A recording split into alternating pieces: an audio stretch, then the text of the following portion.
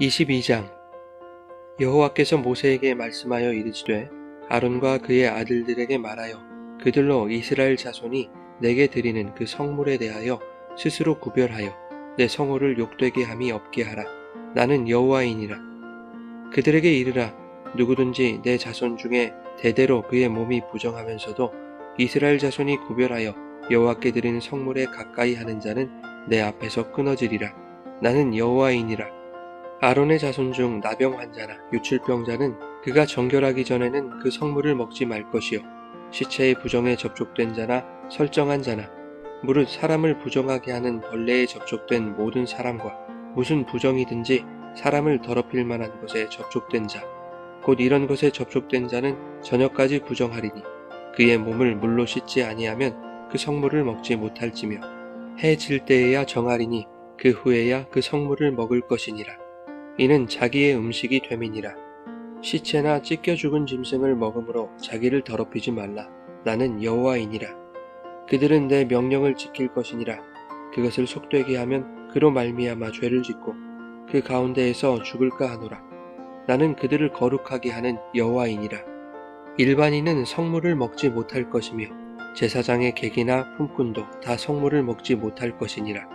그러나 제사장이 그의 돈으로 어떤 사람을 샀으면 그는 그것을 먹을 것이며 그의 집에서 출생한 자도 그렇게 하여 그들이 제사장의 음식을 먹을 것이며 제사장의 딸이 일반인에게 출가하였으면 거제의 성물을 먹지 못하되 만일 그가 과부가 되든지 이혼을 당하든지 자식이 없이 그의 친정에 돌아와서 젊었을 때와 같으면 그는 그의 아버지의 몫의 음식을 먹을 것이나 일반인은 먹지 못할 것이니라. 만일 누가 부지 중에 성물을 먹으면 그 성물에 그것의 5분의 1을 더하여 제사장에게 줄지니라. 이스라엘 자손이 여호와께 드리는 성물을 그들은 속되게 하지 말지니 그들이 성물을 먹으면 그 죄로 인하여 형벌을 받게 할 것이니라. 나는 그 음식을 거룩하게 하는 여호와이니라.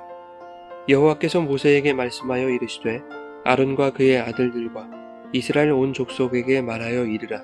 이스라엘 자손이나 그 중에 거류하는 자가 서원제물이나 자원제물로 번제와 더불어 여호와께 예물로 드리려거든 기쁘게 받으심이 되도록 소나 양이나 염소의 흠 없는 수컷으로 드릴지니 흠 있는 것은 무엇이나 너희가 드리지 말 것은 그것이 기쁘게 받으심이 되지 못할 것임이니라.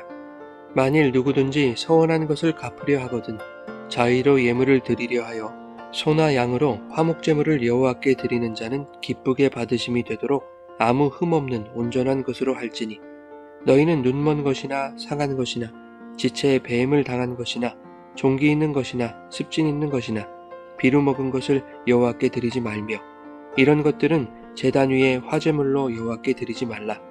소나 양의 지체가 더하거나 덜하거나 한 것은 너희가 자원제물로는 쓰려니와 서원제물로 드리면 기쁘게 받으심이 되지 못하리라.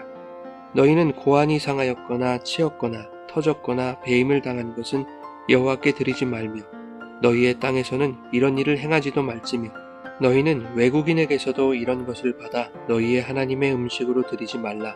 이는 결점이 있고 흠이 있는 것인즉 너희를 위하여 기쁘게 받으심이 되지 못할 것임이니라. 여호와께서 모세에게 말씀하여 이르시되 수소나 양이나 염소가 나거든 이래 동안 그것을 어미와 같이 있게 하라.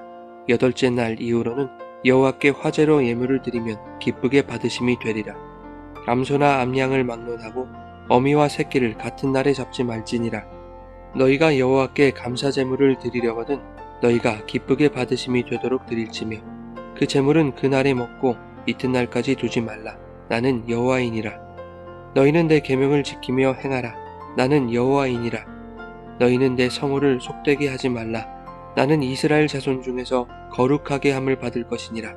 나는 너희를 거룩하게 하는 여호와여 너희의 하나님이 되려고 너희를 애굽 땅에서 인도하여 낸 자니 나는 여호와이니라.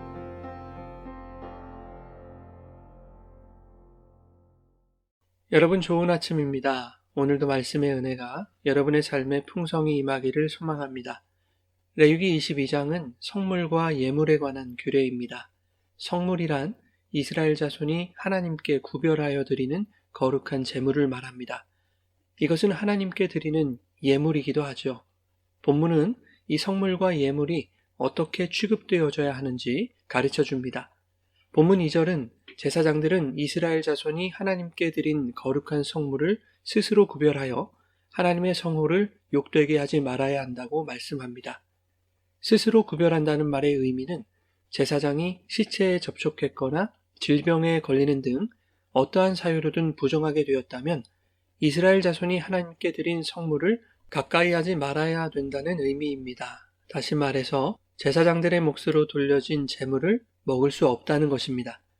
부정하게 된 제사장들은 물로 몸을 씻는 정결의식을 거쳐야 했고 그날 저녁까지는 부정한 기간으로 간주하여 해질 때에라야 비로소 정하게 되어 성물을 먹을 수 있었습니다. 본문 8절은 자연사한 짐승이나 맹수의 공격에 의해 찢겨 죽은 짐승을 먹지 말라고 말씀합니다. 만일 그것을 범하면 죄를 짓는 것이고 죽게 될 수 있다고 경고합니다. 자연사한 짐승이나 찢겨 죽은 짐승을 먹지 못하게 하신 것은 그 고기에는 여전히 피가 남아있기 때문입니다. 피는 생명을 의미하는 것으로서 하나님은 정결법을 가르치실 때에 이미 피째 먹는 것을 엄격히 금하셨습니다. 또한 모든 고기는 성막에서 잡아 모든 피를 쏟아낸 것만을 먹을 수 있었습니다. 이것은 제사장뿐만 아니라 모든 이스라엘 자손에게 주신 명령이었습니다. 그럼에도 불구하고 다시 제사장들에게 경고하시는 것은 제사장이라는 신분과 지위가 남용되어서는 안 된다는 것을 말씀하시기 위함입니다. 제사장의 지위가 하나님의 말씀보다 앞설 수 없고 오히려 제사장이기에 모든 백성보다 더욱 엄격하게 스스로를 구별하고 더럽히지 말아야 한다는 것이죠. 10절부터는 성물을 먹을 수 있는 자와 먹을 수 없는 자의 자격에 대해서 말씀합니다. 성물은 오직 제사장의 집안만이 먹을 수 있었습니다. 그러나 출가한 딸은 성물을 먹을 수 없었고 과부가 되든지 이혼을 당하여 친정으로 돌아온 딸은 성물을 먹을 수 있었습니다. 일반인은 성물을 먹을 수 없었고 제사장이 돈으로 산 사람은 제사장 집안에 소속된 일원으로 여겨져 성물을 먹을 수 있었습니다. 그러나 자격이 없음에도 불구하고 부지 중에 성물을 먹는 일이 발생할 수 있기 때문에 그러한 경우에는 성물에 그것의 5분의 1을 더하여 제사장에게 주도록 하고 있습니다. 20%를 더하여 배상하는 것은 속건제 규례를 따른 배상법을 적용하고 있는 것이죠. 하나님은 실수로 지은 죄라 할지라도 그것을 죄라고 깨닫게 되었을 때에는 그 죄값을 정확하게 배상하도록 하시는 것입니다. 죄는 흔적을 남기지 않고 깨끗하게 지워야 함을 의미하고 있는 것이죠. 17절부터는 여호와께서 기뻐하시는 제물에 대해서 말씀하고 있습니다. 핵심은 소나 양이나 염소에 흠없는 것으로 바쳐야 한다는 것입니다. 눈이 멀거나 상처가 있거나 장애 혹은 질병이 있는 것은 제물로 삼을 수 없다는 것이죠.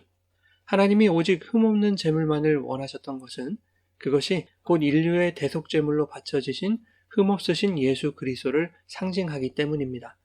그러나 흠 있는 제물을 예물로 드릴 수 있는 예외적인 경우가 있었습니다. 자원제가 바로 그것입니다. 자원제는 낙헌제라고도 하는데 낙헌제는 구약의 5대 제사 중 화목제로 드리는 3가지 성격의 제사 가운데 하나였습니다. 화목제는 그 성격에 따라 감사제와 서원제, 낙헌제로 구분되는데 감사제는 하나님의 은혜로 죄사함을 받고 온전케 된 구원의 은혜에 감사하는 제사이고 서원제는 하나님께 약속한 것을 드릴 때 헌상하는 제사를 말합니다. 그리고 낙헌제는 자발적이고 즐거운 마음으로 하나님께 예물을 드리는 제사를 말합니다. 낙헌제는 기쁨과 감사를 통한 개인의 자발적인 제사이기 때문에 흠이 있는 것을 예물로 드릴 수 있었습니다. 그러나 감사제와 서원제는 구원과 약속이라는 중요한 원리에 입각한 제사이기 때문에 흠 있는 제물을 예물로 드릴 수 없었던 것입니다. 25절은 외국인, 즉 이방인에게서도 이러한 흠 있는 것을 받아 하나님께 드리지 말라고 경고하기도 하죠. 우리가 드리는 헌금이 낙헌제의 성격에 가깝다고 할 수 있습니다. 성도가 드린 헌금은 흠없는 예물이 될 수 없죠. 흠없는 예물은 오직 예수 그리스도 뿐이기 때문입니다. 구원이나 약속에 관한 예물은 흠없으신 예수 그리스도로 이미 바쳐졌고 우리는 모두 이방인의 흠 있는 예물을 드리고 있는 것입니다. 거룩하신 하나님께서 우리의 흠 있는 예물을 받아주신다는 것은 이방인과 같았던 흠 있는 자들까지도 당신의 백성으로 받아주시겠다라는 은혜의 선언일 것입니다. 27절에는 하나님은 소나 양이나 염소가 나거든 7일 동안은 어미와 같이 있게 하고 8째 날 이후로 여호와께 화제의 예물로 드리는 것을 기뻐하신다고 말씀합니다. 8째 날 이후라고 말씀하신 것은 그 8째 날이 할례와 관계 있기 때문입니다. 할례는 부정을 벗고 새롭게 되는 정결을 의미하는 것으로 짐승에게도 그러한 정결을 적용하시는 것이죠. 그런가 하면 28절에는 어미와 새끼를 같은 날에 잡지 말라고 말씀합니다. 다른 곳에서는 어미의 저주로 새끼를 삼지 말라고 말씀하시기도 하죠. 하나님이 이것을 금하신 이유는 어미와 새끼를 한 날에 잡거나 어미의 저주로 새끼를 삼는 등의 잔인한 행위가 이방 민족들이 우상숭배나 주술적인 목적으로 행하던 미신적인 행위였기 때문입니다. 또한 이스라엘 백성이 짐승에게까지 하나님의 긍휼과 자비를 적용하도록 하시는 것이죠. 본문은 성물을 먹을 수 있는 자와 먹을 수 없는 자를 구별합니다. 제사장과 일반 백성, 그리고 이방인의 구분이 말씀 속에 뚜렷하게 나타납니다. 그러나 신약에서는 이 모든 구분이 허물어졌습니다. 그리스도 예수 안에서 제사장과 유대인, 이방인의 구분이 사라지고 에베소서 2장 15절 말씀처럼 한 새 사람, 즉 한 새로운 인류로서 하나님과 사람과 함께 화평을 이루도록 하셨습니다. 또한 그리스도 안에 있는 모든 자들을 하나님 나라의 제사장으로 삼아주셨습니다. 그리스도 안에 있는 모든 자들이란 나병 환자나 불구자, 소경과 같은 부정하게 여겨졌던 자들, 즉 제사장의 직분에서 제외됐던 사람들을 모두 포함하고 있는 것이죠. 성경은 이것이 그리스도의 피로 가능케 되었다고 말씀합니다. 베드로전서 1장 18절과 19절은 이렇게 말씀합니다. 너희가 알거니와 너희 조상이 물려준 헛된 행실에서 대속함을 받은 것은 은이나 금같이 없어질 것으로 된 것이 아니요 오직 흠없고 점없는 어린 양 같은 그리스도의 보배로운 피로 된 것이니라. 주님은 이방인과 같은 부정한 자들을 거룩한 하나님의 백성으로 구별하시기 위해 자신의 몸을 하나님이 기뻐하시는 흠없는 제물로 바치셨습니다. 흘리신 피로 우리의 모든 부정함을 덮으셔서 왕같은 제사장들을 삼아 주신 것입니다. 그리하여 구약의 어렵고 까다로운 규례들로부터 우리를 자유롭게 하셨습니다. 그러나 하나님은 오늘날 우리에게 구약보다 더욱 높은 제사장의 기준을 요구하십니다. 디모데전서 3장 1절부터 13절은 감독과 집사의 자격이 기록되어 있죠. 책망할 것이 없는 자, 한 아내의 남편이 되며 절제하며 신중한 자, 단정하며 나그네를 대접하고 가르치기를 잘하는 자, 술을 즐기지 않고 구타하지 않으며 관용하고 다투지 않는 자, 돈을 사랑하지 않는 자, 자기 집을 잘 다스리고 자녀들로 하여금 모든 공손함으로 복종하게 하는 자, 정중하고 일부이언을 하지 아니하며 더러운 일을 탐하지 아니하고 깨끗한 양심에 믿음의 비밀을 가진 자여야 한다고 말씀하고 있습니다. 이러한 성경의 요청을 우리 마음 깊이 새기고 오늘도 우리를 하나님 나라의 제사장으로 삼으시기 위해 흠없는 피를 흘려주신 주님께 감사하며 왕같은 제사장들에게 요구하신 거룩을 위해 애쓰고 노력하는 세상과는 구별된 삶을 살아가시기를 예수님의 이름으로 축원합니다.